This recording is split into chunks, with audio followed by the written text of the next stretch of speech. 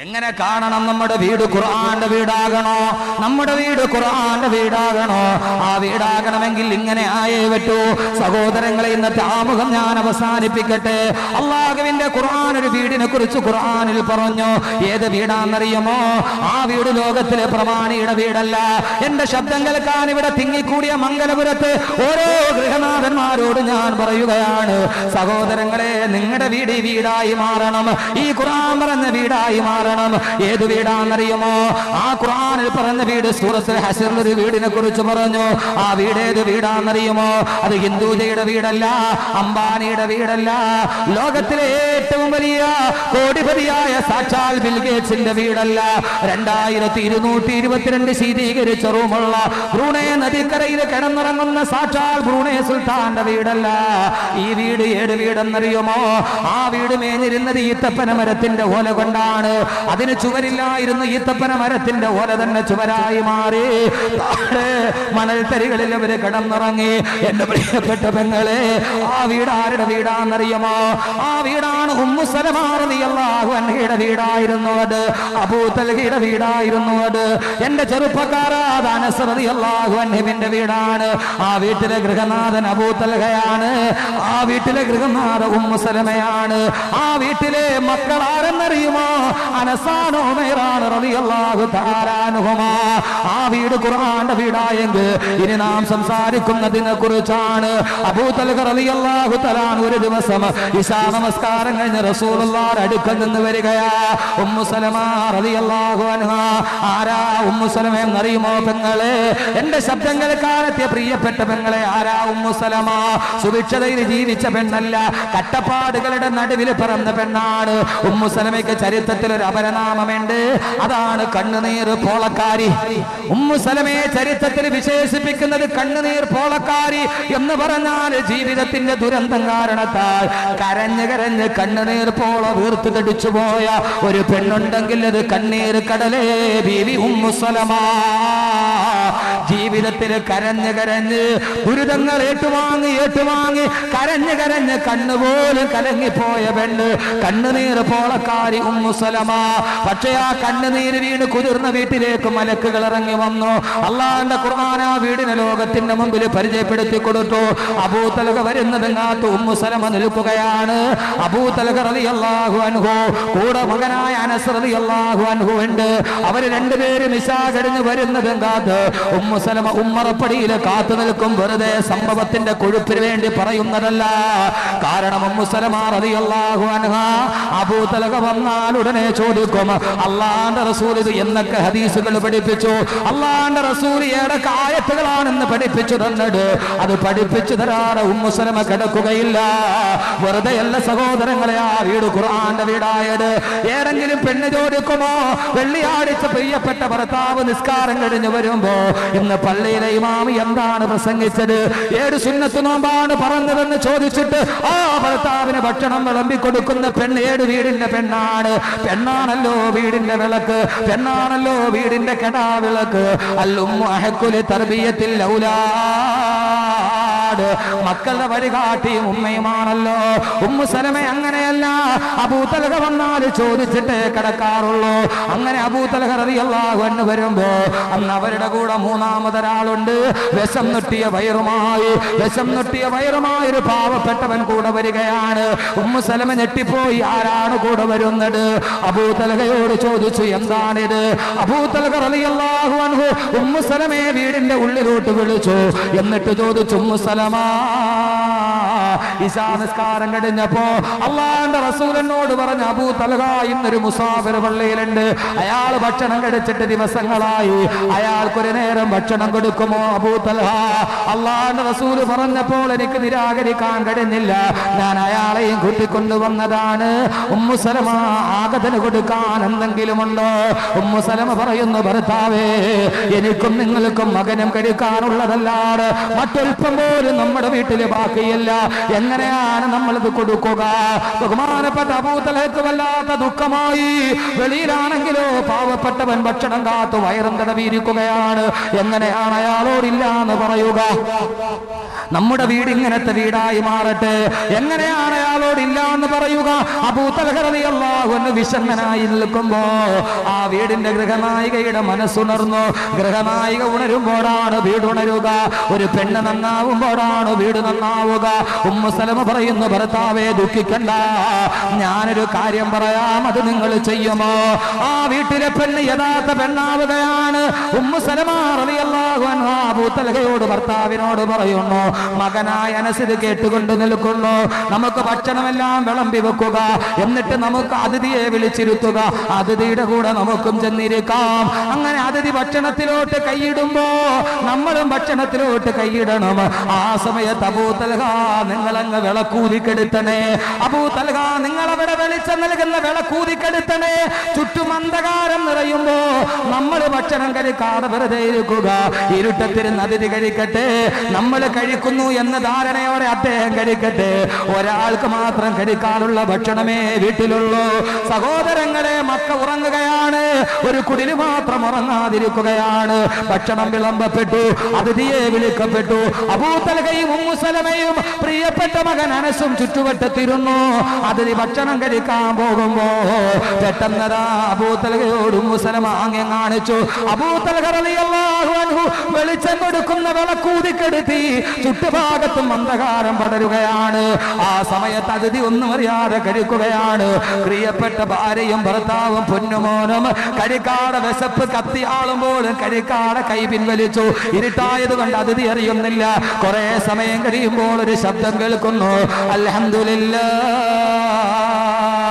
الذي أطعمنا وسقانا وجعلنا من المسلمين اللهم أطعم من أطعمنا واسق من سقانا اللهم اغفر لهم وارحمهم وبارك لهم فيما رزقتهم. അല്ലാഹുവേ അൽഹംദുലില്ലാ, സർവസ്തുതിയും നിനക്കാണ് തമ്പുരാനെ. അല്ലാഹുവേ പടച്ചവനെ, എനിക്ക് ഭക്ഷണം നൽകിയവർക്ക് നീ ഭക്ഷണം കൊടുക്കണേ, എനിക്ക് വെള്ളം തന്നവർക്ക് നീ കുടിപ്പിക്കണേ, അവർക്ക് നീ നൽകിയതിന് നീ ബറക്കത്ത് നൽകണേ തമ്പുരാനെ. ഈ വാക്ക് കേൾക്കുമ്പോഴാണ് അവർക്ക് മനസ്സിലായി അതിഥിയാണ് വയറ് നിറഞ്ഞപ്പോ അയാളെ ഹംദ് പറഞ്ഞതാണ്. അൽഹംദുലില്ലാ, എത്രയോ സ്തുതിയാണ് തമ്പുരാനെ നിനക്ക്. പെട്ടെന്ന് അബൂ തൽഹ റളിയല്ലാഹു അൻഹു വിളക്ക് കൊളുത്തി. അവിടെ മുഴുവനും പ്രകാശം പരക്കുകയാണ്. അതിഥി സമാധാനത്തോട് വല്ലാത്ത സന്തോഷത്തോട് അതിഥി അവരോട് സലാം പറഞ്ഞ് അവർക്ക് വേണ്ടി ദുആ ചെയ്ത് ഇറങ്ങിപ്പോയി അവിടെ നിന്ന്. സഹോദരങ്ങളെ, ഉമ്മു സലമ റളിയല്ലാഹു അൻഹ പാത്രമെടുത്ത് കഴുതി വെച്ചു. കൂരാക്കൂരിട്ടാണ് അബൂ തൽഹ റളിയല്ലാഹു അൻഹുവിന്റെ കുടുംബം ഒന്ന് പട്ടിണിയാണ്. അബൂ തൽഹയുടെ കുടുംബം ഒന്ന് വല്ലാത്ത പട്ടിണിയിലാണ്. അവര് 3 പേരും ഭക്ഷണം കഴിച്ചില്ല. ഗൃഹനാഥനും കഴിച്ചില്ല, ഗൃഹനാഥയും കഴിച്ചില്ല, മകനും കഴിച്ചില്ല. ആ പാതിരാ സമയത്ത് വിശന്നൊട്ടിയ വയറുമായി അവര് തറയിലേക്ക് തണപ്പായ വിരിച്ചു. വലതു ഭാഗത്ത് ഉമ്മ കിടന്നു, ഇടതു ഭാഗത്ത് പിതാവ് കിടന്നു. അവരുടെ ഇടയിൽ ഒരു പരാതിയുമില്ലാതെ 8 വയസ്സുകാരൻ അനസും കിടന്നു. 8 വയസ്സുകാരൻ അനസും കിടന്നു. വയറ് വല്ലാതെ കത്തുകയാണ്. അന്നത്തെ ദിവസം ഭക്ഷണം കഴിച്ചിട്ടില്ല. സഹാബാക്കളുടെ അവസ്ഥ ഇതാണല്ലോ, അവർ വയറ് പൊത്തിപ്പിടിച്ച് കിടക്കുകയാണ്. എന്റെ പ്രിയപ്പെട്ട സഹോദരങ്ങളെ, പൊന്നുമോൻ അനസ് പോലും ചോദിച്ചില്ല, പിതാവേ എനിക്ക് തരാതെ എന്തിന് മറ്റൊരാൾക്ക് കൊടുത്തു നിങ്ങൾ, എനിക്ക് തരാത്തതെന്തെന്ന് അനസ് ചോദിച്ചില്ല. നമ്മുടെ മക്കൾ ചോദിക്കാതിരിക്കുമോ? പള്ളിക്ക് കൊടുത്താൽ ചോദ്യം ചെയ്യുന്ന മക്കൾ, നന്മക്ക് കൊടുത്താൽ തടസ്സം നിൽക്കുന്നവർ, ആ പൊന്നുമോൻ പോലും ചോദിച്ചില്ല എനിക്കെന്തേ തരാതിരുന്നതെന്ന്. ഭാര്യ പരാതി പറഞ്ഞില്ല, എനിക്ക് വിശക്കുന്നുവെന്ന്. അല്ലാഹുവിന് ഇഷ്ടമാണോ ഞങ്ങളത് ചെയ്തു എന്ന് പറഞ്ഞ് കമിഴ്ന്ന് കിടക്കുകയാണ്. ആ മക്കാ നഗരം മുഴുവനും ഉറങ്ങുകയാണ്. ഉറങ്ങാടെ വിശപ്പ് കാരണത്താൽ തിരിഞ്ഞും മറിഞ്ഞും ഒരു കുടുംബം കിടക്കുകയാണ്. നമുക്കറിയാമല്ലോ, വിശപ്പ് വല്ലാതെ കൂടിയാൽ പിന്നെ ഉറക്കം വരില്ല. തിരിഞ്ഞും മറിഞ്ഞും കിടക്കുകയാണ്. മദീന നഗരത്തിൽ മുഴുവനും ആ കുടുംബം പാട്ടാവുകയാണ്. രാവിലെ പെട്ടെന്നതാ സുബഹിയുടെ ബാങ്ക് കേട്ടു. അബൂ തൽഹ റളിയല്ലാഹു അൻഹു മകനെ വിളിച്ചു, അനസേ എഴുന്നേൽക്കുക, പള്ളിയിലേക്ക് പോകാം അനസേ.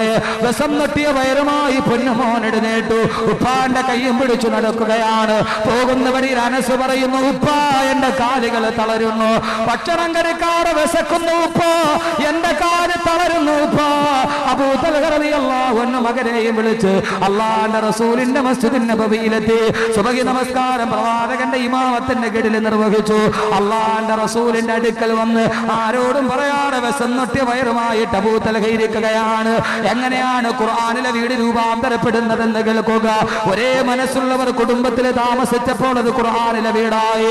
അല്ലാഹുവിന്റെ റസൂൽ സലാം വീട്ടി, അല്ലാഹുവിന്റെ റസൂൽ സലാം വീട്ടി ഉടനെ അല്ലാഹുവിന്റെ റസൂൽ തിരിഞ്ഞു നിന്ന് ചോദിച്ചു അത്രേ, ഐന അബാ തൽഹ, എവിടെ അബൂ തൽഹ, എവിടെ എവിടെ അബൂ തൽഹ, എവിടെ അബൂ തൽഹ, എവിടെ? ആ സമയത്ത് വിഷം നൊട്ടിയ വയറുമായിട്ടിരിക്കുന്ന അബൂ തൽഹ റളിയല്ലാഹു അൻഹു എഴുന്നേറ്റ് പറഞ്ഞു, നബിയേ അനയാ റസൂലല്ലാഹ്, ഞാനുണ്ട് നബിയേ, അബൂ തൽഹ ഇവിടെയുണ്ട് നബിയേ.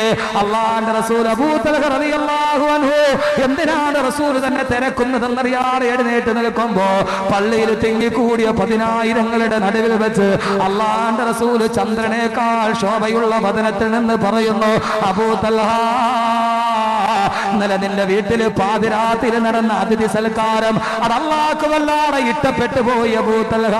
നിന്റെ അതിഥി സൽക്കാരം അല്ലാഹുക്ക് വല്ലാതെ ഇഷ്ടപ്പെട്ടു പോയി അബൂ തൽഹ. അബൂ തൽഹ അത്ഭുതപ്പെട്ടു പോയി. ആരും അറിയാത്തത് അല്ലാഹുവിന്റെ റസൂൽ എങ്ങനെയാണ് അറിഞ്ഞത്? ആരും അറിയാത്തത് അല്ലാഹുവിന്റെ റസൂൽ എങ്ങനെയാണ് അറിഞ്ഞത്? അബൂ തൽഹ വിശപ്പ് സഹിക്കാതെ ചോദിച്ചു പോയി, അല്ലാഹുവിന്റെ റസൂലേ, അങ്ങ് അക്കാര്യം അറിഞ്ഞോ നബിയേ? അക്കാര്യം അങ്ങ് അറിഞ്ഞോ നബിയേ? അല്ലാഹുവിന്റെ റസൂൽ പറഞ്ഞു, അബൂ തൽഹ, ഞാൻ മാത്രമല്ല അറിഞ്ഞത്, ജിബ്രീലും അറിഞ്ഞു, അല്ലാഹു അറിഞ്ഞു, ജിബ്രീൽ അറിഞ്ഞു, ലക്ഷക്കണക്കിന് മലക്കുകളും അറിഞ്ഞു. അബൂ തൽഹ, നീ ഇന്നലെ രാത്രി നീയും നിന്റെ ഭാര്യയും നിന്റെ മകനും അതിഥിക്ക് കൊടുത്തിട്ട് വിഷം കൊട്ടിയ വയറുമായി നിന്റെ ചെട്ടക്കുടലിൽ കമഴ്ന്ന് കിടന്നിട്ട് നിങ്ങൾ വിശപ്പടക്കാൻ കഴിയാതെ പൊട്ടിക്കരയുമ്പോ അബൂ തൽഹ, നിന്റെ വീട് കാണാൻ ലക്ഷക്കണക്കിന് മലക്കുകൾ ഭൂമിയിലേക്ക് വന്നു. അബൂ തൽഹ, ഇന്നലെ നിന്റെ കുടിലിന്റെ വെളിയിൽ ഒരു വല്ലാത്ത തിരക്കായിരുന്നു. ആ തിരക്ക് നീ അറിഞ്ഞു അബൂ തൽഹ? ലക്ഷക്കണക്കിന് മലക്കുകൾ നിന്റെ വീട് കാണാൻ തിക്കും തിരക്കും കൂട്ടുകയായിരുന്നു. മലക്കുകൾ വല്ലാതെ ഇഷ്ടപ്പെട്ടു പോയി. അബൂ തൽഹ, രാവിലെ സുബഹിന്റെ പ്രഭാതം വിടരുന്നത് വരെ മലക്കുകൾ നിന്റെ കുടിലിൽ പട്ടിണി കിടക്കുന്ന നിന്നെ കാണാ, ഉള്ളത് മുഴുവനും മറ്റുള്ളവന് കൊടുത്തിട്ട് പട്ടിണി കിടന്നുറങ്ങുന്ന നിന്നെ കാണാൻ ഒന്നോർത്ത് നോക്കു സഹോദരങ്ങളെ. ഒരു നഗരം മുഴുവനും കിടന്നുറങ്ങുന്നു, അവിടെ ഒരു കുടിലിൽ വെളിച്ചം തെളിഞ്ഞു നിൽക്കുന്നു. ഒരു ഭാര്യയും ഭർത്താവും മകനും മറ്റുള്ളവന് വിളമ്പി കൊടുത്തിട്ട് കമഴ്ന്ന് കിടന്നിട്ട് പള്ള ഭൂമിയിലെ കൊട്ടിച്ചു വെച്ച് കിടന്നുറങ്ങുന്നു. അവരെ കാണാൻ മലക്കുകൾ ഇറങ്ങുന്നു. ജിബ്രീൽ വരുന്നുണ്ട്. അബൂ തൽഹ, അബൂ തൽഹ പൊട്ടിക്കരഞ്ഞു പോയി. അബൂ തൽഹ റളിയല്ലാഹു അൻഹു, അല്ലാഹുവിന്റെ റസൂൽ പറഞ്ഞു, തീർന്നില്ല അബൂ തൽഹ, തീർന്നില്ല അബൂ തൽഹ, നിന്റെ വീട് അല്ലാഹുക്ക് വല്ലാതെ ഇഷ്ടപ്പെട്ടു പോയി. ആയിഷയുടെ അടുക്കൽ കിടക്കുമ്പോ എന്റെ അടുക്കലേക്ക് ജിബ്രീൽ വന്നു അബൂ തൽഹ. എന്നിട്ട് എന്നോട് പറഞ്ഞു, നബി അങ്ങറിഞ്ഞോ അങ്ങയുടെ അനുയായികൾ 3 പേര് പട്ടിണി കിടക്കുന്ന നബിയെ, ഞാൻ ആയിഷയുടെ അടുക്കൽ കിടക്കുകയാണ്. എന്നോട് പറഞ്ഞു 3 പേര് പട്ടിണി കിടക്കുന്ന നബിയെ ഒരു വീട്ട്. അറിഞ്ഞോ നബിയെ, അല്ലാഹുവിന്റെ ഖുർആന്റെ ആയത്തിറങ്ങിയ അബൂ തൽഹ, ഇന്നലെ നീ പട്ടിണി കിടന്നപ്പോ നിന്റെ വീട് അല്ലാഹു ആയത്തിൽ ഉൾപ്പെടുത്തിയ അബൂ തൽഹ. അല്ലാഹുവിന്റെ റസൂൽ ആയത്തോതി കേൾപ്പിക്കുന്നു, അബൂ തൽഹ, വല്ലദീന തബവ്വഉ الدار والإيمان من قبلهم يحبون من هاجر إليهم ولا يجدون في صدورهم حاجة مما أوتوا ويؤثرون على أنفسهم ولو كان بهم خصاصة ومن يوق شح نفسه فأولئك هم المفلحون. സൂറത്തുൽ ഹശ്റിൽ ആയത്തിറങ്ങി അബൂ തൽഹ, വല്ലദീന തബവ്വഉ الدار, തങ്ങളുടെ വീടിനെ തയ്യാറാക്കി വെച്ചവർ, വല്ലദീന തബവ്വഉ, തയ്യാറാക്കി വെച്ചവർ, അദ്ദാറ, തങ്ങളുടെ വീടിനെ. ഈ അദ്ദാർ ഏതെന്നറിയുമോ? ഖുർആനിൽ അല്ലാഹു സൂര്യനെ കുറിച്ച് പറഞ്ഞു, ചന്ദ്രനെ കുറിച്ച് പറഞ്ഞു, അണുക്കളെ കുറിച്ച് പറഞ്ഞു, അമീബയെ കുറിച്ച് പറഞ്ഞു, നക്ഷത്രത്തെ കുറിച്ച് പറഞ്ഞു, താരാപഥത്തെ കുറിച്ച് പറഞ്ഞു, ഗാലക്സിയെ കുറിച്ച് പറഞ്ഞു, സമുദ്രത്തെ കുറിച്ച് പറഞ്ഞു, മാമലകളെ കുറിച്ച് പറഞ്ഞു, മാമയിലുകളെ കുറിച്ച് പറഞ്ഞു, കാടിനെ കുറിച്ച് പറഞ്ഞു, തരുക്കളും താരകങ്ങളും പറഞ്ഞു. അക്കൂട്ടത്തിൽ അല്ലാഹു പറഞ്ഞു ഒരു വീടിനെ കുറിച്ച്. ആ വീടാണ് വല്ലദീന തബവ്വഉ الدار. അദ്ദാർ ഏതെന്നറിയുമോ? ദാർ ഉമ്മി സലമ. മക്കളെ, ആ ദാറു ഉമ്മു സലമയുടെ വീടാണ്. സഹോദരങ്ങളെ, ആ വീട് ആരുടെ വീടെന്നറിയുമോ? ആ വീടാണ് ദാറു അബീ തൽഹ. അത് അബൂ തൽഹയുടെ വീടാണ്. ചെറുപ്പക്കാരാ, വീട് ആരുടെ വീടാണെന്നറിയുമോ? അതാണ് ദാറു അനസ്. അനസിന്റെ വീടാണത്. അനസിന്റെ വീടാണത്.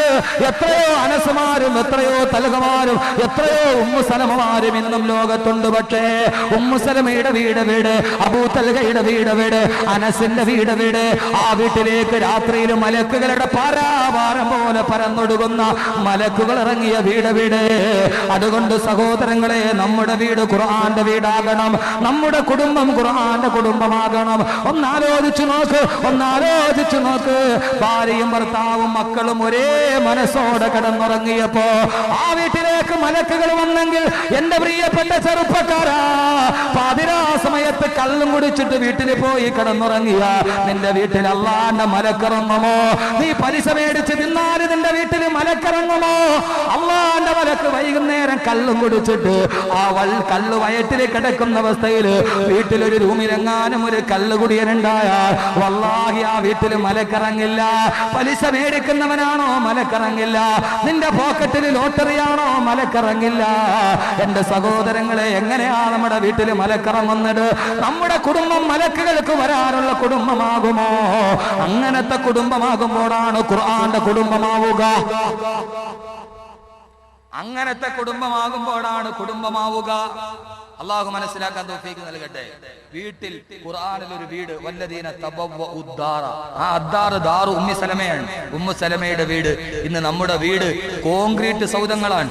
മുഗൾ രാജവംശത്തിന്റെ ശില്പ ചാതുരിയെ പോലും തോൽപ്പിക്കുന്ന സുന്ദരമായ വീടുകൾ, കോൺക്രീറ്റ് സൗധങ്ങൾ. ഒരു കൊതുകിന് പോലും കയർന്നു കയറാൻ പറ്റാത്ത ശീതീകരിച്ച റൂമിൽ നമ്മൾ കിടന്നുറങ്ങുന്നു. പക്ഷെ നമ്മുടെ വീട്ടിൽ സർവ്വരും വരും, മലക്ക് വരൂല. വരൂ, നമ്മുടെ വീട്ടിൽ മലക്ക് വരൂ. നമ്മുടെ കുടുംബത്തിൽ മലക്കുകൾ വന്നാലല്ലേ നമ്മുടെ കുടുംബം കുടുംബമാകൂ. ഇതുകൊണ്ടാണ് ഞാൻ പറഞ്ഞത് ഖുർആനിലെ കുടുംബം എന്ന് പറയുന്ന വിഷയം. ആ ഖുർആനിലെ കുടുംബം എന്ന് പറയാൻ ഭാര്യ മാറണം, ഭർത്താവ് മാറണം, മക്കൾ മാറണം, മാതാപിതാക്കൾ മാറണം. ഇല്ലാതെ ആ കുടുംബം നല്ല കുടുംബമാവില്ല. അള്ളാഹു തൗഫീഖ് നൽകട്ടെ. അള്ളാഹു തൗഫീഖ് നൽകട്ടെ. നിങ്ങളുടെ വീട് കുടുംബം അള്ളാഹുവിന്റെ മലക്കിറങ്ങുന്ന കുടുംബമാകണം. അള്ളാഹു അങ്ങനെ ആക്കട്ടെ. അള്ളാഹു അങ്ങനെ ആക്കട്ടെ. മലക്കിറങ്ങുന്ന വീടാക്കാൻ വേണ്ടി 3 കാര്യം പറഞ്ഞു തരാം. ചെയ്യുവോ? ചെയ്യുവോ? ചെയ്യുവോ ഇല്ലയോ? ഇത്രയും പേര് ഇൻഷാ അല്ലാഹ്, ഇത്ര സൗണ്ടേ ഉള്ളൂ. ഉറക്കെ പറയും ഇൻഷാ അല്ലാഹ്. നിങ്ങൾക്ക് ചെയ്യാൻ പറ്റുന്ന ഒന്നും ചെയ്യണ്ട. നിങ്ങൾ 10,000 ഒന്നും എനിക്കും തരണ്ട. നിങ്ങൾക്ക് ചെയ്യാൻ പറ്റുന്നതാണ് ഇൻഷാ അല്ലാഹ്. പൈസ മുടക്കൊന്നുമില്ല. ചെയ്യാൻ പറ്റുന്ന എല്ലാവരും ഇൻഷാ അല്ലാഹ് പറയും.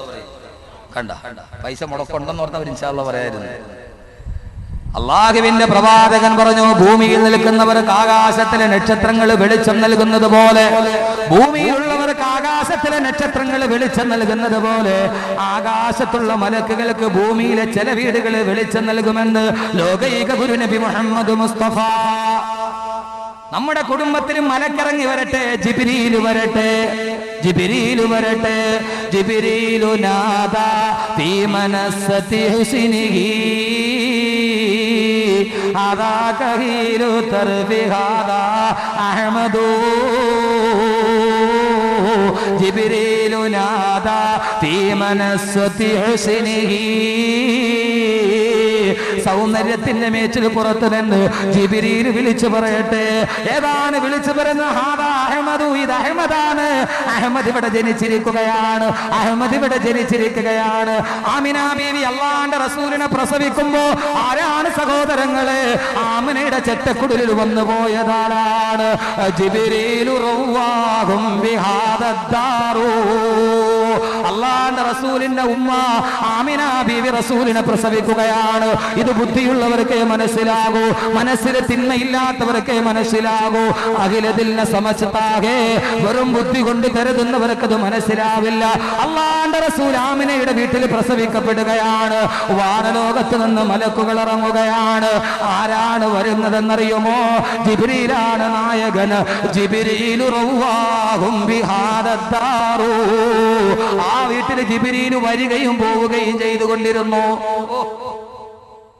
ജിബ്രീൽ വരികയല്ല, പിന്നെയോ ആമിന ബീവി പ്രസവിക്കുന്നു. എന്റെ പെങ്ങളെ, ലോകത്ത് എത്ര പ്രസവം നടക്കുന്നു നമ്മുടെ വീട്ടിൽ. വരുവോ ജിബ്രീൽ? എന്റെ ജിബ്രീൽ വരൂലേ? ജിബ്രീൽ വരൂലേ? വരും. അലൈഹിസ്സലാം. ജിബ്രീൽ വരും, അള്ളാഹു പറഞ്ഞു വിടും.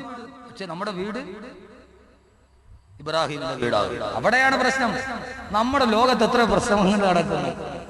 പിന്നെ പ്രസവം നടക്കണില്ല. പണ്ടൊക്കെ എല്ലാം പേരായിരുന്നു, ഇപ്പൊ എല്ലാം കീറാണ്, സിസേറിയൻ. അതുകൊണ്ടാ വരാത്തെന്ന് എനിക്ക് തോന്നി.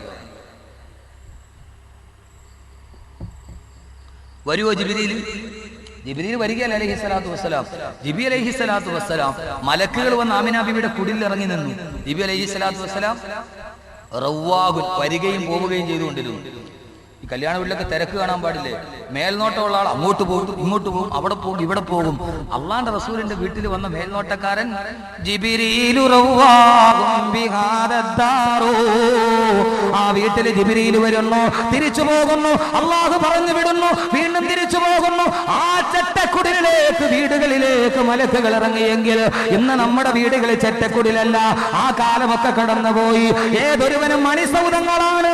ആ മണിസൗധത്തിലെല്ലാം ഉണ്ട്. പക്ഷേ ജിബ്രീലിനിറങ്ങാനുള്ള പ്ലാറ്റ്ഫോം മാത്രം നമ്മുടെ വീട്ടിലില്ല. ജിബ്രീലിനിറങ്ങാനുള്ള പ്ലാറ്റ്ഫോം മാത്രം നമ്മുടെ വീട്ടിലില്ല. ഒരു സഹാബി മദീനത്തിരുന്ന് ഖുർആൻ പാരായണം ചെയ്യുകയാണ്. അദ്ദേഹത്തിന്റെ വെളിയിൽ കിടക്കുന്ന കുതിര കിടന്ന് വല്ലാതെ അക്രമം കാണിക്കുന്നു. കുതിര കയറ് പൊട്ടിക്കാൻ ശ്രമിക്കുന്നു. കുതിര കിടന്ന് അലമുറയിട്ട് നിലവിളിക്കുന്നു. ആ സഹാബി ഖുർആൻ ഓതൽ നിർത്തി. ആ കുതിരയും മടങ്ങി നിന്നു. വീണ്ടും അദ്ദേഹം ഓതാൻ തുടങ്ങി. വീണ്ടും ആ കുതിര കിടന്ന് വെപ്രാളം കാണിക്കാൻ തുടങ്ങി. അവസാനം അദ്ദേഹം ഓതുമ്പോഴല്ല കുതിര കടന്ന് പരാക്രമം കാണിക്കുകയാണ്. രാവിലെ പ്രവാചകന്റെ അടുക്കലെത്തി, യാ റസൂലല്ലാഹ്, ഞാൻ ഖുർആൻ ഓതിയപ്പോ എന്റെ വീടിന്റെ പുറകിൽ കിടക്കുന്ന കുതിര കടന്നിട്ട് വല്ലാതെ അസ്വസ്ഥത കാണിച്ചു നബിയെ. അല്ലാഹുവിന്റെ റസൂൽ പറഞ്ഞു, സഹാബി വരിയ, നിങ്ങൾ ഖുർആൻ ഓതിയപ്പോ നിങ്ങളുടെ കുടിലിൽ ഇരുന്നിട്ട് എല്ലാവരും രാത്രിയിൽ ഉറങ്ങുമ്പോ ആ സമയത്ത് നിങ്ങൾ ഖുർആൻ ഓതിയപ്പോ നിങ്ങളുടെ ഖുർആൻ ഓതൽ കേൾക്കാൻ അള്ളാന്റെ മലക്കുകൾ നിങ്ങളുടെ വീട്ടിലോട്ട് ഇറങ്ങി വന്നു. നീ രാത്രിയിൽ നിന്ന് ഖുർആൻ ഓതിയപ്പോ അള്ളാന്റെ മലക്കുകൾ നിന്റെ വീട്ടിലോട്ട് ഇറങ്ങി വന്നു. ആ മലക്കുകൾ ഇറങ്ങി വരുന്നത് കണ്ടിട്ട് നിന്റെ കുതിര പേടിച്ച് വെപ്രാളം കാണിച്ചതാണ്. എന്റെ പ്രിയപ്പെട്ട അനുചരാ, സുബഹി നമസ്കാരത്തിന്റെ സമയം വരെ നിങ്ങൾ ഖുർആൻ ഓതിക്കൊണ്ടിരുന്നെങ്കിൽ, എങ്ങാനും നിർത്താതെ നിങ്ങൾ ഓതിയിരുന്നെങ്കിൽ ഇന്ന് മദീനയുടെ പ്രഭാതം മലക്കുകളെ കൊണ്ട് നിറയുമായിരുന്നു. ഇന്ന് രാവിലെ ഉറക്കമെഴുന്നേൽക്കുമ്പോ മദീനക്കാരും മലക്കുകളുടെ വലിയ ഒരു പ്രഭാതം കാണുമായിരുന്നെന്ന് ലോകൈക ഗുരുവേ തിരുദൂതരേ നബി മുഹമ്മദ് മുസ്തഫ. ഖുർആൻ ഓതിയപ്പോ മലക്കുകൾ ഇറങ്ങി വന്നു. അത് കണ്ടപ്പോ കുതിര ചാടി. നമ്മുടെ വീട്ടിൽ പുറകെ ഇരിക്കണ പോത്ത് ചാടുവോ? സുബൈയുടെ വാങ്കുളി കിടക്കണ പോത്ത് വേണമെങ്കിൽ നിന്നേക്കാളും അഫ്ദല് ഞാനാണ്. ഞാൻ പോത്താണെന്നെങ്കിലും വിചാരിക്കാൻ നീ ഒരു മനുഷ്യനായി പോയത്. സുബഹിക്ക് ബാങ്ക് വിളിക്കുമ്പോ കട്ടിലേക്ക് കിടന്ന് സുഖമായിട്ട് ഉറങ്ങാണ്. എന്റെ പൊന്നുമോനെ, നീ കട്ടിലേക്ക് കിടന്ന് സുഖമായിട്ട് ഉറങ്ങുമ്പോ നീ കിടക്കുന്ന കട്ടില് പണിത മരമില്ലേ, മരം, ആ മരം അള്ളാഹു നിസ്കരിക്കാത്ത നമ്മൾ മാത്രമേ ഉള്ളൂ. കട്ടിലേക്ക് കിടന്ന് ഉറങ്ങാൻ ആ കട്ടിലുണ്ടാക്കിയ മരമുണ്ടല്ലോ, മരം, ആ മരം സുബഹി നിസ്കരിച്ചിട്ടാണ് ഇരിക്കുന്നത്. അള്ളാന്റെ ഖുർആൻ പറഞ്ഞില്ലേ മരങ്ങൾ നിസ്കരിക്കൂലേ? الرحمن علم القرآن خلق الإنسان علمه البيان الشمس والقمر بحسبان والنجم والشجر يسجدان والنجم നക്ഷത്രങ്ങളും വശജറു വൃക്ഷങ്ങളും യസ്ജുദാനി, അത് രണ്ടും സുജൂദ് ചെയ്തുകൊണ്ടേയിരിക്കുന്നു. ഖുർആൻ അല്ലാഹ് പറഞ്ഞതാരും നിരാകരിക്കാൻ പറ്റൂലല്ലോ. വശജറു വൃക്ഷങ്ങൾ, നമ്മൾ വീട്ടിൽ കിടന്നുറങ്ങാണ്. വീട്ടിന്റെ മുമ്പിലുള്ള തെങ്ങ് സുബഹിസ്കരിച്ചിട്ടാണ് ഇരിക്കുന്നത്. അതിന്റെ സുജൂദ്, ഓരോന്നിന്റെ സുജൂദുണ്ട്. അള്ളാഹു മനസ്സിലാക്കാൻ തൗഫീഖ് നൽകട്ടെ. അതുകൊണ്ട് സഹോദരങ്ങളെ, മലക്കുകൾ ഇറങ്ങുന്ന വീടായി മാറണം. അള്ളാഹു അങ്ങനെ ആക്കട്ടെ. അതിലൊരു വീടായി അള്ളാഹു നമ്മുടെ വീടിനെ കബൂലാക്കട്ടെ. 3 വിഭാഗം ആളുകളുടെ വീടുകൾ. അത് ആകാശത്ത് നിൽക്കുന്ന മലക്കുകൾക്ക്, ഭൂമിയിൽ നിൽക്കുന്നവർക്ക് നക്ഷത്രം വെളിച്ചം നൽകുന്നത് പോലെ ആകാശത്തെ മലക്കുകൾക്ക് അത് ഭൂമിയിൽ വെളിച്ചം നൽകുന്ന വീടുകളാണ്. ആ വെളിച്ചം കണ്ടിട്ടാണ് അവർ വീട്ടിലേക്ക് ഇറങ്ങി വരുന്നതെന്ന് നബി മുഹമ്മദ് മുസ്തഫ. 3 വിഭാഗം ആളുകളുടെ വീടുകൾ. മങ്കരപുരത്ത് രാത്രിയിൽ എല്ലാവരും ഉറങ്ങാൻ ആകാശത്ത് നിന്ന് മലക്കുകൾ നോക്കുമ്പോ ആ 3 കൂട്ടം ആളുകളുടെ വീടുകൾ മാത്രം ഇപ്പൊ ഈ ബൾബ് ഇട്ടിരിക്കുന്ന പോലെ നന്നായിട്ട് തിളങ്ങി നിൽക്കും. ആ തിളക്കം കണ്ടിട്ട് മലക്കുകൾ ഇറങ്ങി വരും. രാത്രി നമ്മൾ ഉറങ്ങുന്നു, മലക്കുകൾ വന്ന് നമ്മുടെ കുടുംബത്തിൽ ഇറങ്ങുന്നു. ആരുടെ വീടാണത്? ഇൻഷാ അല്ലാഹ് ആക്കൂ, അങ്ങനെ ഒരാളെ വീട്ടിലാക്കൂ. ആരുടെ വീടാണ്? അല്ലാഹുവിന്റെ പ്രവാചകൻ പറഞ്ഞു, ഒന്നാമത്തെ വീട് വബൈത്തുൽ ആലിമി, ആലിമിന്റെ വീടാണത്. അല്ലാഹുവിന്റെ ഇൽമു പഠിച്ച, അല്ലാഹുവിന്റെ ഖുർആൻ പഠിച്ച, തിരുദൂതരുടെ ഹദീസ് പഠിച്ച ഒരു ആലിമിന്റെ വീടാണത്. ഏതാലിമാണ്? ഇദാ അമില ബിഹി, അവൻ പഠിച്ച ഇൽമനുസരിച്ച് അവൻ അമൽ ചെയ്താൽ, പഠിക്കുകയും പഠിക്കുന്നത് ജീവിതത്തിൽ പകർത്തുകയും ചെയ്യുന്ന ഒരു പണ്ഡിതൻ നിന്റെ കുടുംബത്തിലുണ്ട്. ആ കുടുംബം മുകളിൽ വെളിച്ചമുള്ള കുടുംബമാണ്, പണ്ഡിതന്റെ കുടുംബം. അല്ലാഹു നമ്മുടെ കുടുംബത്തിൽ ഒരു ആലിമിനെ നൽകി അനുഗ്രഹിക്കട്ടെ. സാധാരണ പറയില്ല ആലിമീങ്ങളുടെ കുടുംബം, എന്താ അതിന്റെ പ്രത്യേകത? വെളിച്ചമുള്ള കുടുംബമാണ്. അല്ലാഹു നമ്മുടെ കുടുംബത്തിൽ ഒരു ആലിമിനെ നൽകി അനുഗ്രഹിക്കട്ടെ. രണ്ടാമത്തെ വീടാരുടെ വീടാ? അല്ലാഹുവിന്റെ പ്രവാചകൻ പറഞ്ഞു, വബൈതു ഹാഫിലുൽ ഖുർആൻ, ഖുർആൻ മനപ്പാഠമാക്കിയ ഹാഫിലിന്റെ വീടാണത്. നിന്റെ കുടുംബത്തിൽ ഒരു ഹാഫിലുണ്ടോ? നിന്റെ കുടുംബത്തിൽ ആരുമുണ്ടാകട്ടെ, എഞ്ചിനീയർ ഉണ്ടാകട്ടെ, ഡോക്ടർ ഉണ്ടാവട്ടെ, ഏറ്റവും വലിയ പണക്കാരൻ ഉണ്ടാവട്ടെ, പക്ഷേ നിന്റെ കുടുംബത്തിൽ ഒരാളുണ്ടാകണം. ഖുർആനിലെ കുടുംബമാകണോ? നിന്റെ കുടുംബത്തിൽ ഒരാളെങ്കിലും ഉണ്ടാകണം. അതാരെന്നറിയുമോ? ഖുർആന മാമാ तेरी भी ये लुबी लुबी तेरा नाम भी, ये आसमान तुम्हारा सामी, ये लुबी लुबी तेरा नाम भी. ഈ ഖുർആൻ മനപ്പാഠമാക്കിയ ഹാഫിളിന്റെ വീടാണത്. അല്ലാഹു തൗഫീഖ് നൽകട്ടെ. ഖുർആൻ മനപ്പാഠമാക്കിയ ഹാഫിളുൽ ഖുർആൻ. ഒരു കുടുംബത്തിൽ ഒരു ഹാഫിളുണ്ടോ, ആ വീട്ടിൽ മലക്കുകൾ ഇറങ്ങിയിരിക്കും. അല്ലാഹു നമ്മുടെ മക്കളെ ഹാഫിളീങ്ങളാക്കട്ടെ.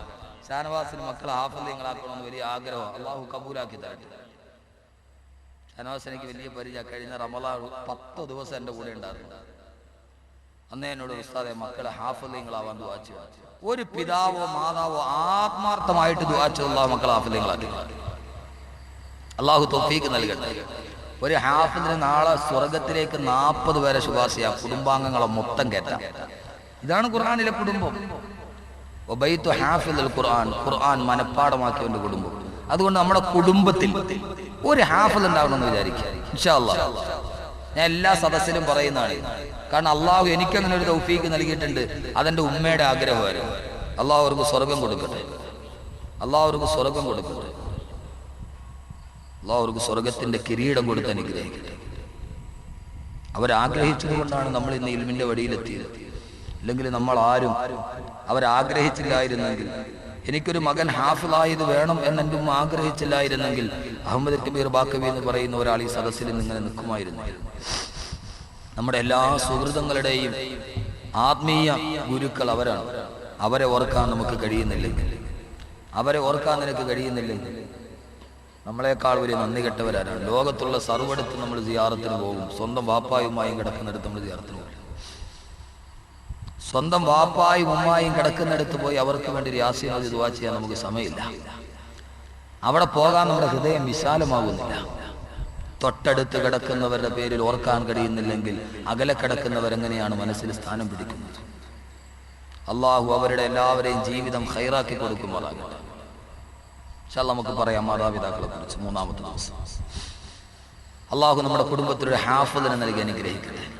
ഞാൻ കഴിഞ്ഞ ഷാനവാസ് അറിയാം, നമ്മുടെ സെൻട്രൽ ജുമാ മസ്ജിദിൽ 1 മാസം ഞാൻ ഖുർആൻ മാത്രം സംസാരിച്ചു. തറാവീന് ശേഷം അത് കേട്ടിട്ട് 19 കുട്ടികളാണ് ഹിഫ്ളിന് പോയത് കഴിഞ്ഞ 1 വർഷം. ഞാൻ താമസിക്കുന്ന പള്ളിയുടെ പരിസരത്ത്, ഞാൻ ജോലി ചെയ്യുന്ന പള്ളിയുടെ പരിസരത്ത് അതിലൊരു കുട്ടി ഇപ്പോൾ 18 ജുസുമായി. അതിൻ്റെയൊക്കെ പ്രതിഫലം മതി നമുക്ക് ഈ പ്രഭാഷണത്തിന്റെ ഏറ്റവും അവസാനം. നിങ്ങൾ എൻ്റെ പ്രസംഗത്തിന് പ്രതിഫലം തന്നെ എത്ര തരും? മതിയാവൂല. പക്ഷെ അള്ളാഹു പ്രതിഫലം നൽകാൻ തീരുമാനിച്ചാൽ ഇതൊക്കെ മതി നാളെ പരലോകത്ത്. അള്ളാഹു അത് കാണാൻ തൗഫീഖ് നൽകട്ടെ. നമ്മുടെ കുടുംബത്തിൽ ഒരു ഹാഫിൾ ഉണ്ടാകണമെന്ന് തീരുമാനിക്കും.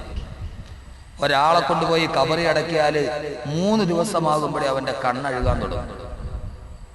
അഴുകുന്നതാണൊരു 3 ദിവസം കൊണ്ട്, സുഹൃത്തേ നമുക്കുള്ള നയനം 2 കണ്ണും അഴുകാൻ തുടങ്ങും. 40 ദിവസം കഴിഞ്ഞ് നോക്കിയാൽ തലയോട്ടി മാത്രമേ കാണൂ. പക്ഷെ ഒരു ഖുർആൻ മനപ്പാഠമാക്കിയ ഹാഫിളിന്റെ മയ്യത്ത് വെള്ളത്തുണിയിൽ പൊതിഞ്ഞിട്ട് കബറിലോട്ട് വെച്ചാൽ ആ ഹാഫിളിന്റെ ശരീരം ഒരു പുഴു പോലും തിന്നാൻ അടുക്കുകയില്ലെന്ന് നബി മുഹമ്മദ് മുസ്തഫ. ഹാഫിളിന്റെ ശരീരം പുഴുക്കൾ തിന്നില്ല, ഖിയാമത്ത് നാൾ വരെ അങ്ങനെ തന്നെ മണ്ണോട് ചേരാതെ ഇരിക്കുമെന്ന് നബി മുഹമ്മദ് മുസ്തഫ. നാളെ പരലോകത്ത് എല്ലാവരും പരിഭ്രാന്തിയോടെ നിൽക്കുമ്പോൾ ആ സമയത്ത് ഒരു ഹാഫിളിനോട് അല്ലാഹ് പറയും, നിനക്ക് ഇഷ്ടപ്പെട്ട 40 പേരെ നീ സ്വർഗത്തിലോട്ട് ശുപാർശ ചെയ്തോളുക. അവനവൻ്റെ ഉമ്മയെ ശുപാർശ ചെയ്യാതിരിക്കും, അവനെ ഹാഫിളാക്കിയ വാപ്പയെ ശുപാർശ ചെയ്യാതിരിക്കൂ. 40 പേരുടെ കൈ പിടിച്ചിട്ട് അവൻ സ്വർഗത്തിലേക്ക് പോകുമെന്ന് നബി മുഹമ്മദ് മുസ്തഫ. സ്വർഗത്തിലെത്തുമ്പോഴോ ഹാഫിളിന്റെ മാതാപിതാക്കൾ അല്ലാഹ് വിളിച്ചിട്ട് ഒരു വലിയ സിംഹാസനത്തിൽ കയറ്റിയിരിച്ചു. എന്നിട്ട് അവരുടെ തലയിലൊരു മരതക രത്നങ്ങൾ പതിച്ച ഒരു കിരീടം തലയിലേക്ക് വെച്ചു കൊടുക്കും. വെച്ചു കൊടുത്തിട്ട് അവരെ പ്രത്യേക സ്ഥാനം നൽകി അല്ലാഹു അനുഗ്രഹിക്കും. മറ്റുള്ള മാതാപിതാക്കൾ ചോദിക്കും, എന്ത് നന്മ ചെയ്തിട്ടാണ് ഇവർക്ക് ഈ പ്രതിഫലവും ഒരു പ്രത്യേക കനക കിരീടവും? ആ സമയത്താണ് ഒരു വലിയ സിംഹാസനം. നമ്മളൊരു പൊതുസമ്മേളനം നടക്കുമ്പോൾ കണ്ടിട്ടില്ലേ, അധ്യക്ഷനും ഉദ്ഘാടനം നടത്തുന്ന ആൾക്ക് നല്ല കസേര, ബാക്കിയുള്ളവർക്ക് ആശംസാ പ്രസംഗത്തിനൊക്കെ ഫൈബർ കസേര. അല്ലാഹു ഹാഫിളുകളുടെ മാതാപിതാക്കൾക്ക് ഒരു വലിയ സിംഹാസനം, ബാക്കിയുള്ളവർക്കൊക്കെ സദാ കസേര. അപ്പൊ ചോദിക്കും, ഇവരെന്ത് ചെയ്തിട്ടാണ് ഇത്രയും വലിയ പ്രതിഫലം? ഇത് ഹാഫിളുകളുടെ മാതാപിതാക്കളാണ്, ഇത് ഹാഫിളുകളുടെ മാതാപിതാക്കളാണ്. നാളെ മലക്കുകൾ നിങ്ങളുടെ ചൂടെ ചൂണ്ടിട്ട് ഇത് ഹാഫിളിന്റെ വാപ്പയാണ്, ഹാഫിളിന്റെ ഉമ്മയാണ് എന്ന് പറയാൻ നമ്മുടെ കുടുംബത്തിലൊരു ഹാഫിളിനെ ഉണ്ടാക്കിയെടുക്കും. അല്ലാഹു തൗഫീഖ് നൽകട്ടെ. ഒന്ന് നിയത്തി സഹോദരങ്ങളെ, ഒന്ന് നിയത്തി സഹോദരങ്ങളെ, നമ്മൾ ഈ മക്കളെ എഞ്ചിനീയറും ഡോക്ടറും ഒക്കെ ആക്കിയവർ 1 മാസം ശമ്പളം 1 ലക്ഷം രൂപ ഇതൊക്കെ കിട്ടിയിട്ടും മരിക്കാൻ നേരത്ത് വെള്ളം തരാൻ ആ മക്കൾ ആരും ഉണ്ടായിരുന്നില്ലല്ലോ. ഉണ്ടായിരുന്നു. അള്ളാഹു അത് നൽകട്ടെ. അള്ളാഹു നമ്മുടെ മക്കളെ നല്ലവരാക്കട്ടെ. നമ്മൾ ഏത് ദുനിയാവിന്റെ ഏത് കാര്യം ആഗ്രഹിച്ച് 1 വർഷം 1 ലക്ഷം രൂപ ഫീസ് കൊടുത്തിട്ട് വളർത്തിയാലും ആ മക്കൾ വിവാഹം കഴിയുന്നവരെ മാറിപ്പോകും. ഇൻഷാ അല്ലാഹ് ഒരു ഹാഫിളിനെങ്കിലും ഉണ്ടാക്കിയെടുക്കുകയും അവർ ദുനിയാവിൽ ചിലപ്പോൾ ഒന്നും തരൂലായിരിക്കും, കാരണം അവർക്ക് പരിമിതമായ ശമ്പളം. പക്ഷെ സ്വർഗത്തിൽ അവർ കിരീടം നൽകുന്നുണ്ട്. അള്ളാഹു തൗഫീഖ് നൽകട്ടെ. രണ്ടാമത്തെ വീട് ഖുർആൻ ഹാഫിളായവരുടെ വീടാണ്. മൂന്നാമത്തെ വീട് ഖുർആൻ പാരായണം ചെയ്യുന്നവന്റെ വീടാണെന്ന് നബി മുഹമ്മദ് മുസ്തഫ. ആരാണോ സന്ധ്യാസമയത്ത് അവന്റെ വീട്ടിൽ ഖുർആൻ പാരായണം ചെയ്യുന്നത്, ആ വീടാണ് സ്വർഗത്തിന്റെ വീടെന്ന് നബി മുഹമ്മദ് മുസ്തഫ. ഒന്ന് ആലിമിന്റെ വീട്, മറ്റൊന്ന് ഹാഫിളിന്റെ വീട്, 3 ഖുർആൻ ഓതുന്നവന്റെ വീട്. അറ്റ്ലീസ്റ്റ് ഇൻഷാ അല്ലാഹ് ഇതെങ്കിലും ചെയ്തുകൂടെ? ഇൻഷാ അല്ലാഹ് മഗ്രിബിന് വീട്ടില്, സുബഹിക്ക് വീട്ടില് ഖുർആൻ ഓതി. അള്ളാഹു നമ്മുടെ കുടുംബത്തിൽ അള്ളാഹു വെളിച്ചം നൽകട്ടെ. അള്ളാഹു വെളിച്ചം നൽകട്ടെ. അതിനുവേണ്ടി എന്തോതണം? കുടുംബത്തിൽ വീട്ടിൽ വെളിച്ചം ഉണ്ടാകണമെങ്കിൽ ഏതോതണം? ആയത്തുൻ നൂർ ഓതണം. അല്ലാഹു നൂറു സമാവാതി വൽ അർദ് മതലു നൂരിഹി കമിഷ്കാത്തിൻ ഫീഹാ മിസ്ബാഹ് അൽ മിസ്ബാഹു ബിസ്സുജാജ അസ്സുജാജതു കഅന്നഹാ കൗകബുൻ ദുർരിയ്യുൻ യൂഖദു മിൻ സദറത്തിൻ മുബാറകത്തിൻ സൈതൂനത്തിൻ ലാ ശർഖിയ്യത്തിൻ വലാ ഗർബിയ്യ. സൂറത്ത് നൂറിലെ ആയത്താണിത്. 34-ാമത്തെ ആയത്താണെന്ന് തോന്നുന്നു. ഈ ആയത്തോടെ വീട്ടിൽ വെളിച്ചവും പ്രകാശവും കിട്ടും. അല്ലാഹു തൗഫീഖ് നൽകട്ടെ. എന്ത് വെളിച്ചമാ? ആയത്ത് 100 വീട്ടിൽ വെളിച്ചം ഉണ്ടാകുന്ന പറഞ്ഞാൽ എന്താ? 60ന്റെ CFL 120ന്റെ വെളിച്ചം ഉണ്ടാകുന്നല്ല.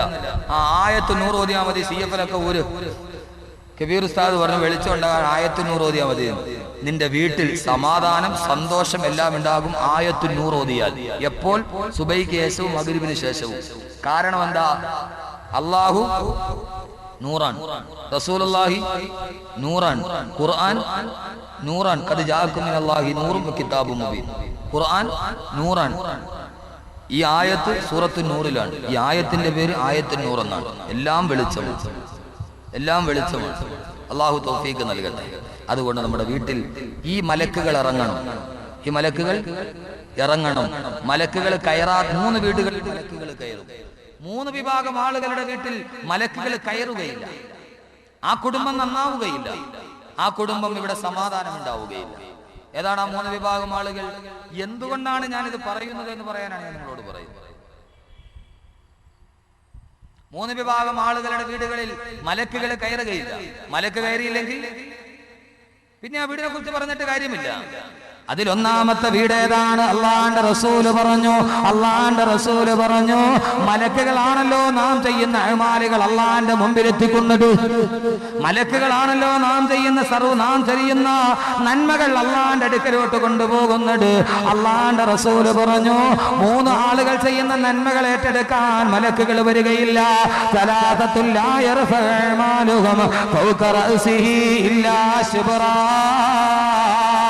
3 വിഭാഗം ആളുകൾ അവരുടെ സൽക്കർമ്മങ്ങൾ അവരുടെ തലയുടെ ഒരു ചാൺ മുകളിലോട്ട് പോവുകയില്ലെന്ന് അള്ളാന്റെ വിശുദ്ധ ഖുർആൻ. അവൻ എത്ര നിസ്കരിച്ചാലും എത്ര നോമ്പ് പിടിച്ചാലും അവന്റെ സൽക്കർമ്മങ്ങൾ തലയുടെ ഒരു ചാൺ മുകളിലോട്ട് പോവുകയില്ലെന്ന് ലോകൈക ഗുരു നബി മുഹമ്മദ് മുസ്തഫ. 3 വിഭാഗം ആളുകൾ അവരുടെ സൽക്കർമ്മങ്ങൾ ലാ യർഫഉ അഅ്മാലുഹും ഫൗക റഅസിഹി ഇല്ലാ ശുബ്റാ, ഒരു ചാൺ മുകളിലോട്ട് പോവുകയില്ല. മലക്കുകളല്ലേ സൽക്കർമ്മം കൊണ്ടുപോകുന്നത്. ഈ സൽക്കർമ്മം കൊണ്ടുപോകുന്ന മലക്കുകൾ വരില്ല. ഒരു ചാൺ മുകളിൽ